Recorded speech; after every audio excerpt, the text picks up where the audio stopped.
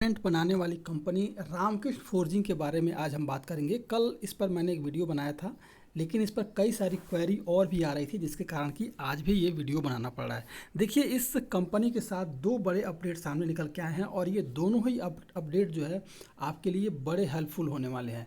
तो आप हमारे साथ अंत तक बने रहिए। हम चार्ट पर भी एनालिसिस करेंगे कि आने वाला ट्रेडिंग सेशन कैसा रह सकता है। तो अगर आप मेरे चैनल पे पहली बार विजिट कर रहे हैं तो सब्सक्राइब करें, ताकि आपको इसी तरह के लेटेस्ट इन्फॉर्मेशन मिलता रहे।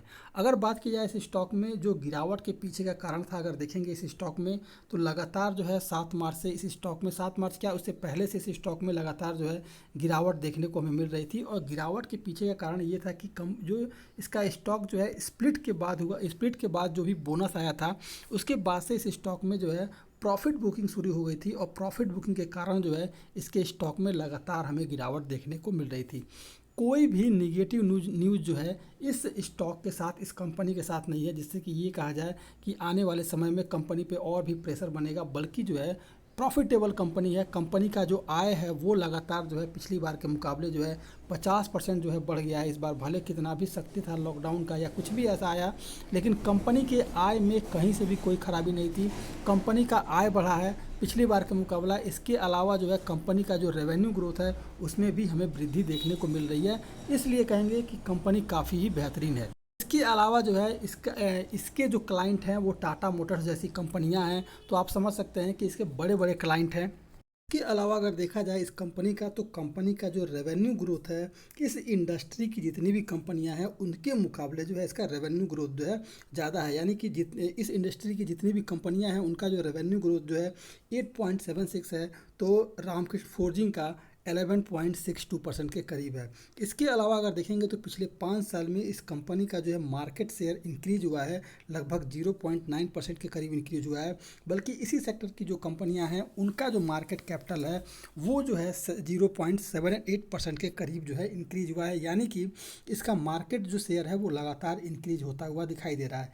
इसके अलावा अगर देखेंगे तो इस कंपनी का जो है इनकम भी इस सेक्टर की जितनी भी कंपनियां हैं उनके मुकाबला जो है लगभग 3% 4% के करीब ज़्यादा है। जहाँ तक जो इस कैटेगरी की जितनी भी कंपनियां हैं उनका मार्केट शेयर जो है इनकम जो है 7.28% के करीब है। वहीं जो है रामकृष्ण फोर्जिंग का जो है 11.03% के करीब है।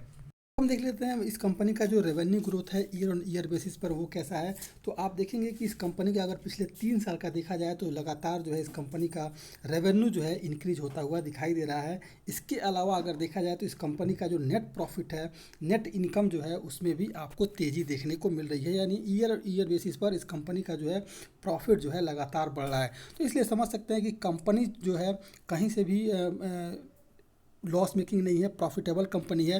कंपनी जो है लगातार अपने इनकम को और इसके अलावा जो है अपने जो है रेवेन्यू ग्रोथ को भी इंक्रीज कर रही है। अब देख लेते हैं जो कंपनी ने है उसने अनाउंस किया हुआ है कि 3 मई के दिन जो है रामकृष्ण फोर्जिंग की बोर्ड की मीटिंग होने वाली है। और इस दिन जो है अनाउंस किया जाएगा जो इसका रिजल्ट है, फाइनेंशियल रिजल्ट है, वो भी अनाउंस हो सकता है। इसके अलावा जो है इसी दिन जो है आपको डिविडेंड का भी ऐलान हो जाएगा कि कितने रुपए जो है आपको डिविडेंड मिलने वाला है। तो ये बड़ी खबर सामने आ रही है। तो 3 मई तक अगर आज देखा जाए तो कल के ट्रेडिंग सेशन से, यानी कि 3 अप्रैल से अगर हम जोड़ें तो 3 अप्रैल से लेकर के 3 मई के बीच जो है लगभग 1 महीने का समय है। और 1 महीने के बीच में आपको जो है इसके स्टॉक में अब जो है तेज़ी ही देखने को मिलेगी। कहीं से भी कोई निगेटिव न्यूज़ नहीं है।